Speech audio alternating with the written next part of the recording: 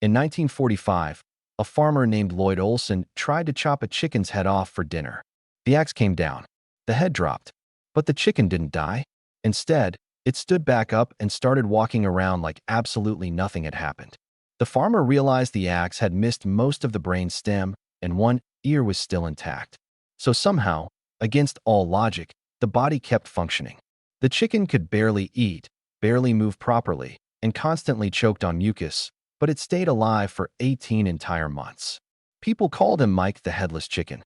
America turned him into a celebrity. Crowds gathered just to stare at this twitching biological mistake desperately trying not to die. And honestly, that should have been the end of the story. Because nature accidentally proved something horrifying that day. A creature does not necessarily need a full head to survive. It just needs enough nervous system left to keep the body moving.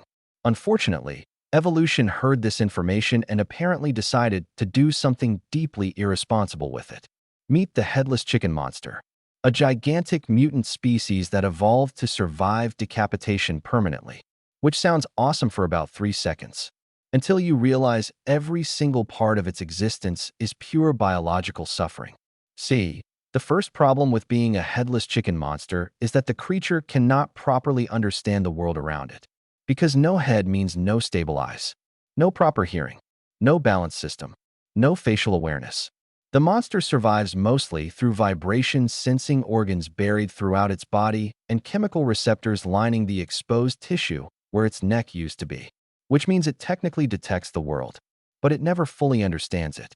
Imagine trying to survive while permanently disoriented. The creature constantly slams into trees, falls into rivers, attacks shadows, and mistakes harmless movement for predators. Its body reacts before its nervous system even processes what's happening. Sometimes the monster suddenly starts sprinting because a leaf touched exposed nerve tissue. Other times it stands motionless for hours because its damaged reflex systems cannot decide whether something nearby is food or danger. Researchers observing the creature described its movement as panic pretending to be locomotion, which is honestly one of the meanest things science has ever said about an animal. Things get worse when the monster tries to eat, or more accurately, tries to force nutrients into whatever horrifying biological disaster evolved where its throat used to be. Without a functioning mouth, the creature feeds through exposed tissue tunnels running directly into its digestive system. Small feeding tendrils emerge from inside the neck cavity and grab food almost like worms fighting over roadkill. The process is disgusting. The monster cannot chew properly, so half-rotten meat often gets shoved directly into exposed stomach tissue where bacteria immediately start multiplying.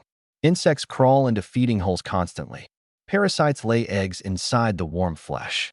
Sometimes the creature accidentally swallows rocks because its body reacts to movement instead of recognizing actual food.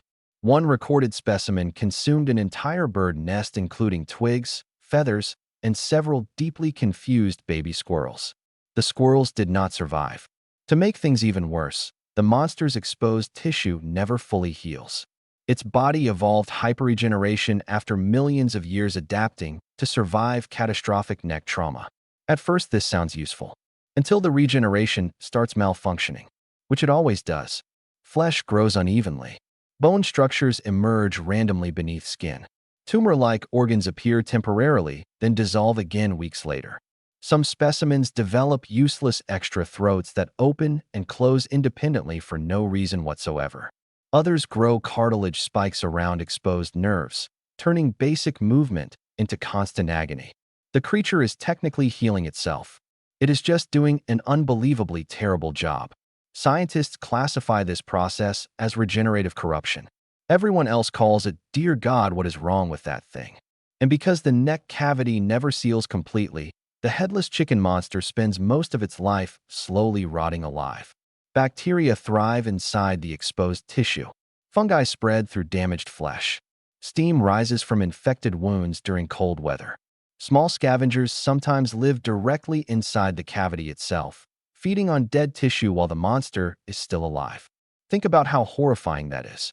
The creature literally evolved symbiotic organisms because its body became too biologically unstable to survive cleanly. Some monsters carry entire ecosystems inside themselves. Worms cleaning decay, insects laying eggs, tiny parasites nesting near exposed nerves where the tissue stays warmest. At this point, the creature is less of an animal and more of a haunted apartment complex made of meat. Naturally, other animals want absolutely nothing to do with it. Not because the monster is especially strong, because it moves wrong.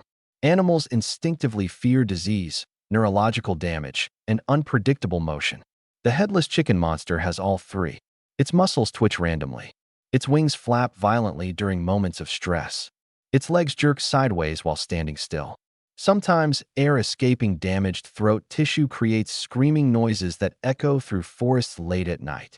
Imagine being a normal deer and suddenly hearing a gigantic, invisible creature making wet coughing shrieks while stumbling through trees like a drunk demon. You're leaving the continent immediately. Even predators avoid it. One lion reportedly attacked a young headless chicken monster before immediately retreating after part of the creature's neck cavity exploded outward, spraying blood mucus directly into the lion's face. Nature itself seems disgusted by this thing. Unfortunately, disgust does not kill it. The nervous system is the real nightmare. See, normal chickens can continue moving briefly after decapitation because the spinal cord still controls reflexive motion. The headless chicken monster evolved around this flaw. Its entire body functions like a permanent reflex machine. Muscles activate randomly. Organs misfire constantly. Legs kick during sleep. Wings unfold without warning. One side of the body may suddenly sprint while the other tries to remain still. The creature does not fully control itself anymore. It survives through a chaotic civil war between damaged neural pathways, desperately trying to keep the organism alive. Sleeping is almost impossible.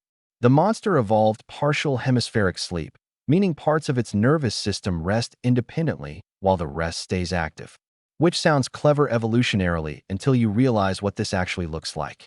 The creature stands motionless in darkness while sections of its body continue twitching all night long. One leg jerks repeatedly. Wings shiver. Neck tissue pulses independently. Occasionally, the monster suddenly begins running in its sleep after random nerves activate survival reflexes. Several have reportedly sprinted directly off cliffs while unconscious, which honestly might have been the closest thing these creatures ever experienced to peace. Reproduction somehow becomes even more horrifying. During mating season, exposed tissue around the neck cavity releases chemical signals detectable from miles away. Unfortunately, the process also attracts parasites, scavengers, and predators simultaneously. Competing males often slam blindly into each other like malfunctioning biological tanks while spraying blood and infection across entire nesting grounds. Females lay soft membrane-covered eggs inside warm, decaying tissue nests made from rotting meat and shed skin. The hatchlings are somehow uglier. Most die quickly from infection or neurological collapse. The survivors grow into adults over several years, slowly losing more coordinated movement as regenerative corruption spreads throughout the body. Which means every headless chicken monster is trapped in a horrifying biological trait. The longer it survives, the less stable it becomes. And yet the species refuses to disappear. Because evolution does not care about dignity, or comfort, or sanity, only survival.